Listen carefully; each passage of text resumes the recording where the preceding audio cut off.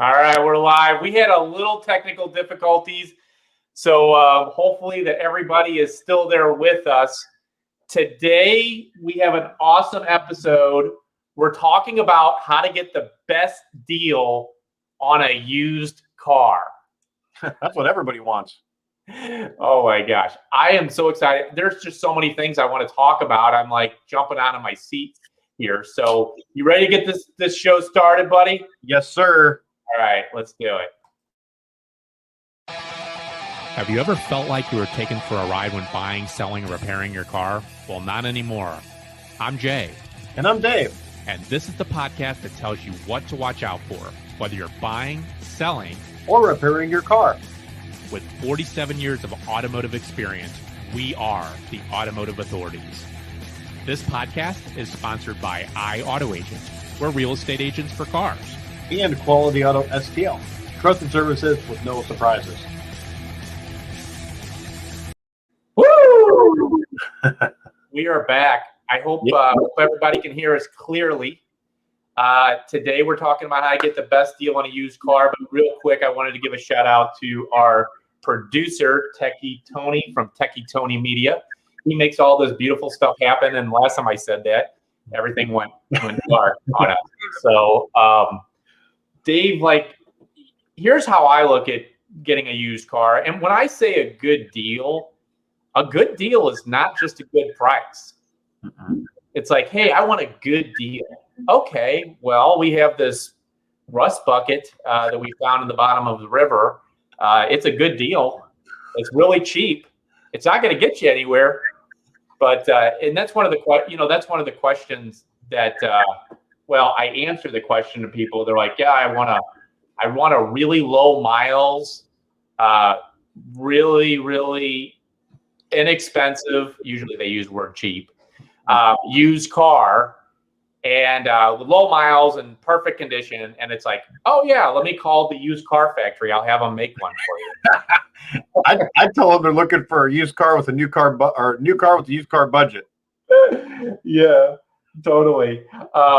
So the I have a 3-step process. When people come to iAutoAgent, they come to us and they're like, hey, what can I do to get the best used car for the best deal? I simply have a 3-step process. When people hire me for their buyer's agent and we help people buy vehicles nationwide, and I'm going to give you some really, really good tips today. So if you have a pen and paper, take some notes because I'm going to be sharing some extremely valuable information. The first part of it is vetting the dealer's reputation or the private owner's reputation, because dealers aren't the only people that sell cars. What do you think about that, Dave? No, I think that's a great idea. Is you definitely want to, especially if it's a private owner and you're looking on Facebook Marketplace, is this a real person or are they somebody trying to pull a scam? Yeah, unfortunately, I get a lot of TV time. I'm a local automotive advisor for Fox and CBS here in St. Louis. And unfortunately, I get a lot of TV time because when you're looking at, say, let's use Facebook Marketplace as an example. That's a great, that's a good one. So I actually had a client of mine. Let's just call him Bobby. Bobby's got a lot of experience. Let's just call him Bobby. So Bobby wanted a cargo van for his business. He does media and whatnot. And he wanted a cargo van for his business. And when I started looking into it, it was a private owner, so we thought, that was acting as a dealer. And what you really have to be careful of is if they're not going to be truthful on Facebook Marketplace, what else aren't they being truthful about, right? Yeah, exactly. And I think this is a good time to talk about curb stoning. Oh yeah, find that so people we know what it is, but do our listeners know? Why don't you go ahead and take over on that? Well, okay. What curb stoning is somebody, and this is illegal under the Missouri State guidelines for selling cars. Somebody that is selling a car through a dealership or dealer license, but they're not selling it off the lot. They're selling it out of their backyard or their back driveway, or they want to meet you here. or it's somebody that's where you think they're representing a dealer, but they're not. Or they're trying to jump title. They haven't even titled the car in their name.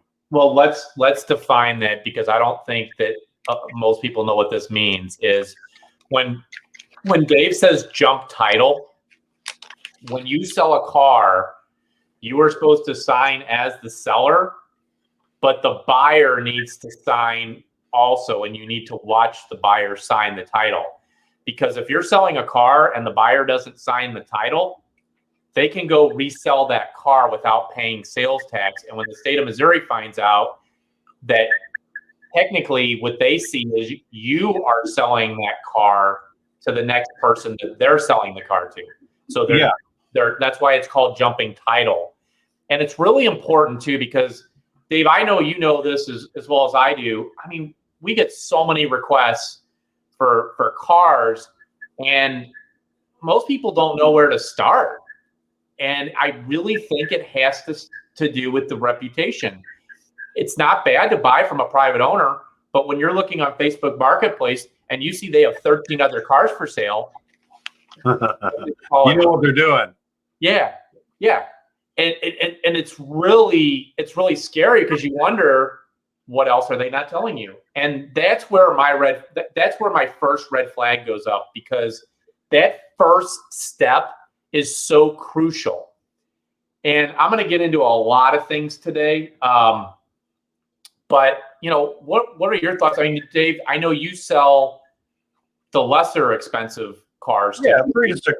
And so Dave and I work really well together. Dave will sell a car under $6,000. We don't typically carry cars in that range. I mean, every now and then we do, but I always refer him to Dave, because Dave is legitimate. Dave is doing the right things to the cars. But the question is, and this is the second step, is vetting the history of the cars. And this is something that I thought that everybody knew, but there's something called, and we're going to have a whole episode on this, and we may just have it the next episode, because I have so much to say. But I'm sure everybody's heard of a Carfax, but I wonder if everybody's heard of an auto check. And what a Carfax is a history report, but I don't know that everybody knows what an auto check is. An auto check is also a history report. And here's the really scary thing. 90% of the time, if I'm looking at a Carfax and I'm looking at an auto check, they are going to say two different things. So what does that tell you? Well, the thing it tells you, who do you trust? You don't know who to trust. And here's a good example. Like we both seen Carfaxes that show service history. Well, my POS system, point of sale system, doesn't report the repairs I do to Carfax. So none of what I do is on a Carfax. Carfax is dependent on what gets reported to it. Yeah. Not everybody uses a POS, a point of sale system, that reports to it. And I use an industry Mitchell One. It's one of the top ones in the nation. So here's the reality of things. Carfax gets their information from different sources than AutoCheck does. So the question is which one's right? And the answer is, we don't know. So what we do is we can see patterns on Carfaxes. We can see patterns on auto checks that could be potentially a pitfall for you when you're going to buy that car. Dave and I can see things that the normal human can't. It's kind of like a doctor looking at an x-ray. The doctor says to you, Dave, it looks like your arm's broken. You see that right here? And you're like, what the hell am I looking at? I don't see anything. Yeah. And the most important part is that second step is the vetting of the history. And I really want to get into that a lot more in another episode. In fact, I think that's the next episode I want to do, where we can really get into learning how to spot the potential lemon. I'll tell you a funny story, Dave. Let's just call it. I had a client that came to me, and he's like, "Hey, I want you to help me buy a Range Rover." Let's just call him Bobby. Let's call him Bobby wants the Range Rover now. Let's call him Bobby Senior. And Bobby says to me, "Hey, I don't know if I want to hire you to help me buy a car. I don't know. I bought 40 cars in my lifetime, and I don't know if you're worth it." I'm like, "Well, Good luck. I'm going to tell you this. I guarantee you, 26 years of almost 26 years of doing this, I think I'm going to add some value to you, but that's up to you." So he decided to hire us. And so he sent me over a Range Rover.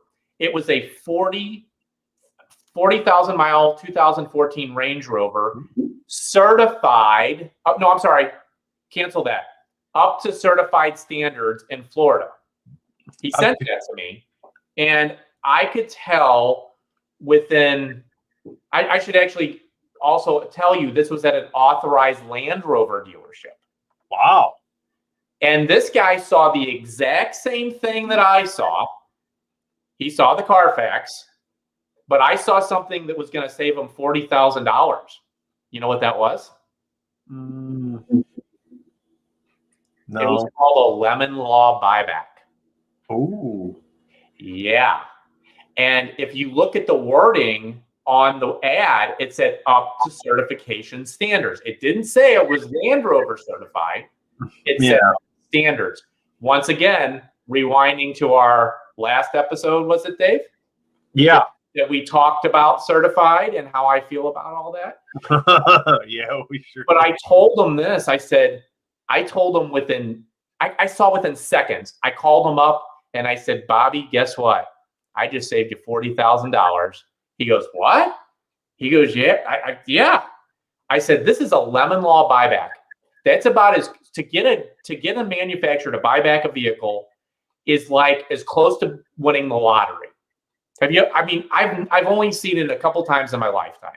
I've never heard of it. I don't recall ever running into that. Well, the lemon law is only something on new vehicles that can be used, and the vehicle has to be in X amount of times for the exact same repair in a certain time period. That's a state by state law, isn't it? That's not a national law, or is that? I think it is state by state, and that's why I don't want to say exactly what it is. But what I'm saying is it's absolutely crazy. So this guy sends me another vehicle, and he's looking at the exact same thing I'm looking at. And guess what? It was a salvage title. And the salvage title, for those of you that don't know, salvage titles are given to vehicles when you total them out via an accident, or there can be a total out via cosmetic damage, such as hail damage. Yeah, or theft recovery. And the problem is you really don't know. So the key is here in this second step, and I can't stress it enough, is I'm going to give you some really, really good tips right now, but I'm going to give you even more on the next episode. Look where the vehicle came from and look and see if you can see service records. Service records aren't the end all to be all, because people like Dave, who's an amazing technician, if you're not, frankly, in bed with Carfax, it's not going to show up on the report. So if people take it to their dealer versus Bobby's uncle that has a garage or David's facility, it's not going to show up on Carfax. So then you have to dig in further. You have to look for potential red flags. Like if something does pop up, then you have to see, okay, the air conditioner was serviced last week. The air conditioner was serviced 2 weeks before that. The air conditioner was serviced a month before that. Does that tell you something? There's a problem with the AC, or they can't. No, you win the prize. Exactly. And so those are the things. You can't just look at a Carfax that says one owner, no accidents, because that doesn't mean anything. It means absolutely nothing. And Dave, when you're looking at a car and you're looking to buy a car, because you buy cars from us, what are the things that you look for? I just do a really good glance over, and I mean, I have an eye for it. I have a trained eye for it, but has the car been maintained? If I look at a car, an 8-year-old car with 100,000 miles on it, and it's not leaking any oil and everything's bone dry and nothing looks like it's been disturbed, well, that's a good indication that the car's been maintained. One of the major causes of oil leaks is lack of fluid changes on all the fluids. I do that. I hook up my engine analyzer. Hey, are there any codes in this system? Will the system pass the emissions test according to the state of Missouri's, guidelines? I mean, this is stuff that, anybody can do. Dave, I'm going to rewind real quick because some people don't understand the lingo. What he's talking about is codes. When your car throws a code and you see that check engine light go on, it stores a code in your computer in your car. And you can take out there's these $10, $15 code readers that I could hook up to the car, and I can just hit a button and it clears the code and then check engine light goes off. Well, that check engine light's going to eventually come back on. And what Dave is going to do for you, and again, this is in that second step, is Dave is going to read that code and see if there's any stored codes. Because what Dave's going to determine really quick is, this car had what? Give me a good code, Dave. The popular code is a PO420, which is the catalytic converter code. Oh yes, the $1,000 code per catalytic converter. So if you want to spend $1,000 per catalytic converter, and usually what they have 2 of them, Dave. Yeah, I mean 6-cylinder. Yeah, if it's a 6-cylinder, they're going to have 2. If it's a 4-cylinder, they're just going to have 1. Oh, I didn't know that. Oh, that's a very good piece. So what that's saying is the people that are deceptive out there, and again, we go back to step number 1, is vetting the reputation either of the dealer or the individual. Because if they're not telling you the truth of who they are, they're probably not telling you the truth about the car. Yeah, people would run into the code issue from private owners. I mean, the chances of that running to a dealer are slim to none. I mean, a lot of these dealers are not going to lose their license over selling something that doesn't pass inspection. Well, I would say the legitimate ones. And again, going back, rewind to our previous episode on making sure that you're working with a reputable dealer. Look at those Google reviews. See if you see any patterns out there. When you see Honest Abe's dealership on the side of the street, and Honest Abe's dealership says, they charged me, they sold me a car and the check engine light came on a week after I bought it. Yeah, that can happen. But if 15 other people said the same thing, maybe there's a pattern there. Just kind of use your, common sense, right? Yeah. The main thing that I like to also ask too, and this is something, again, you can see on a history report, is tires. That's one of the most expensive things that you're going to put on the car. And if you look at the history report and the last time tires were put on the car, again, if it's a dealership or a tire place, it's going to show on there. Or the private owner can provide, hopefully, documentation. Okay, well, I just put tires on last week.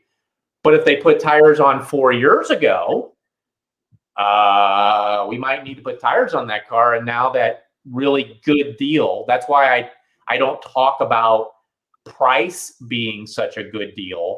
I talk about the overall deal, because there's something called price and there's something called cost. Price is what you pay for the car. The cost is what it's really going to cost you. Right?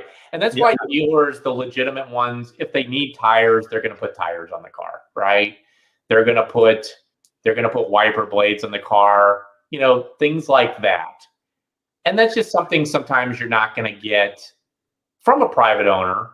But again, the cost, hopefully, or I should say the price should be quite a bit less than the dealer. So if you're a private owner and you're trying to sell a car, you're not going to be able to demand as much as a dealer, in theory, right? Oh, and then also, when you're buying a car, does it have 1 set or 2 sets of keys? because keys are about $500-$600 if you get the right key. if you buy the wrong car. Just something else to think of that I got on here is recalls. If you go to the National Highway Traffic and Safety Administration's website, they have a spot to put in the VIN. You can check for recalls. That's the auto manufacturer's big brother when it comes to recalls. If it's not on there, it ain't got no recalls. Yeah, and recalls are something that are done for free at the dealer. You should try to keep your vehicle up to date, on the recalls, definitely. In the last about 10 minutes that we have, I want to go to the third step, Dave, is really pricing and negotiation. What's been your experience? As far as like buying or selling? No, selling. Oh, selling. Well, I have a great reputation. I got high Google ratings, good Facebook reviews. I'm a highly rated seller on Marketplace. And, I've told people that comes with a price. You talked about, that adds value. So if anybody's buying on Marketplace, people actually there's 2 Facebook ratings, for businesses. There's their Facebook rating, but then there's the Marketplace rating. If you're looking on somebody, how does that look? I'm not a highly rated seller because I'm pawning, I'm just selling junk. No. Well, and to your point, you get what you pay for. Yep. And when it comes to pricing and negotiation, and I'm just going to say this on used cars, there really is no negotiation. And when people come to iAutoAgent, they're not coming to us because we're master negotiators. Now, granted, we're really, really good at negotiating, but dealers will drop the price when they want to, not because you're negotiating. Now, private owners, sometimes are a little bit easier to work with, but sometimes not. So how do you do this? Well, here's a good tip for you. When you're going and you're looking at a car, I'm going to use any of the websites, Auto Trader, Car Gurus, whatever it may be. You can have a little ticker that reminds you, or it sends you a message when the price is dropped on the vehicle. That doesn't mean the dealers are not going to drop the price, but they're going to drop the price when they want to, not because you're negotiating with them. So the main things that are important are everybody should be treated fair. What'd you say? We just posted the same website at the same time because somebody made a comment. What's that website for recalls? And I'm typing in. We both comment. Yeah. So please comment. We're seeing your comments right now live, and sometimes we can answer the questions. Sometimes we can't. But the main thing is that we want to know what you want to know. And if you can comment in any of the comment sections, we just want to know what you want to know because we're just a wealth of knowledge and information. But going back to the pricing, just set yourself a little ticker, like if the price drops, to send you a message. That's the easiest way to go about it. That way you can get a price that's going to work for you in your budget. If you think that you're going to go, like out to a dealer and you think that you're going to get $1,000 off their price, it ain't going to happen. It will never, ever, ever happen. And so that's the main thing that you got to know is you're not going to do it. So the main thing is that you're getting a decent deal, and the way that you can tell that is real simple. A lot of these sites now have great deal, good deal, fair deal. If you're getting anywhere near a good deal on a car, you're way ahead of the game. Great deals are few and far between unless you're buying from iAutoAgent, of course, plug. Because we don't mark our cars up very much. We work on really small margins, and we really do try to take care of not just the seller, but also the buyer as well. So as far as those 3 steps, I think those are the most important things, starting with, just to recap, looking at the reputation, find out who you're dealing with. Is this somebody that you would bring home to dinner? If it's not, it's probably not smart to meet them. Oh, and if you do meet them and it's not at a dealer, go to a police station. Do not meet at, Walmart's parking lot at 8 o'clock at night. So those are the things that are going to be really, really important. The second part is look for patterns on a history report. Ask every single person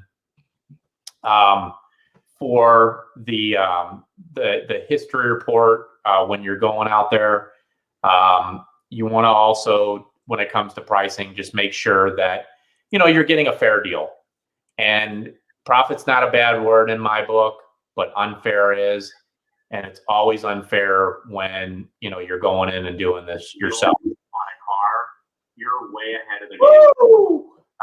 Great deals are. Anyway, Dave, I'm hearing some feedback on my end here, buddy. Always unfair. Sorry, I'm hearing some feedback if you guys heard that. So anyway, we only have a few more minutes today. Once again, I'd like to thank Techie Tony Media.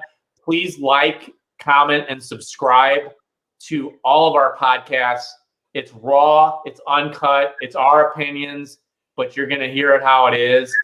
And that's 26 years of experience, and Dave with 22 years of experience as a technician. We really appreciate everybody's support. We are just knocking it out of the park with downloads. We're bringing something to the table we feel is really valuable. Please send us messages. We will respond to them personally. And Dave, you got anything else before we sign off? I think the biggest thing that I can think of, if somebody's buying something, is get the car inspected.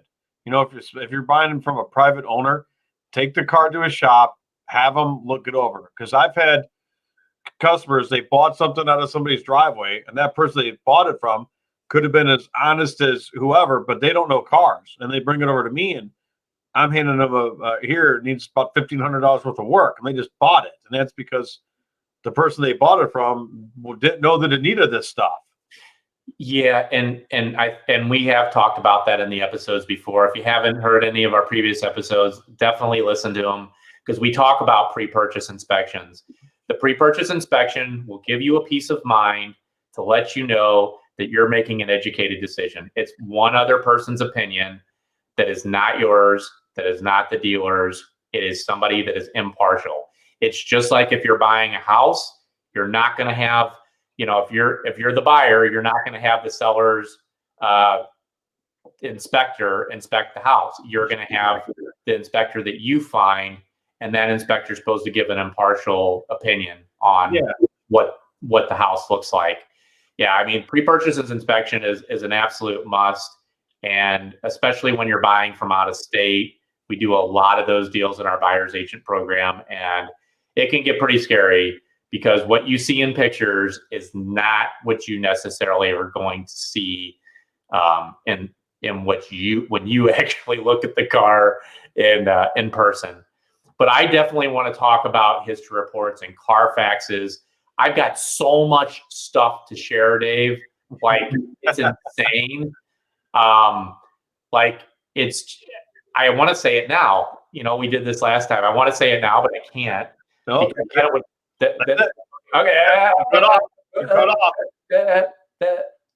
Okay. So next episode, we're going to talk about history reports, and I'm going to give you some golden nuggets on how to look over the history reports, how to spot a potential lemon. And we're just going to talk all about that because there's so much to talk about. We could probably have about 3 episodes on that as well. So anyway, again, my name is Jay Grossman. I'm the founder and CEO of iAutoAgent. Again, I want to thank Techie Tony Media for producing this wonderful podcast, and Mr. David Marks. Quality Auto STL, trusted services with no surprises. All right. Well, everybody, thank you so much for your support. Please like and subscribe. Go to the AutoAuthorities.com. Go to subscribe.theautoauthorities.com, and they're all going to kind of get you to the same place. I'll talk to you later, Dave. We'll see you next week. Take care. All right, buddy. Take care.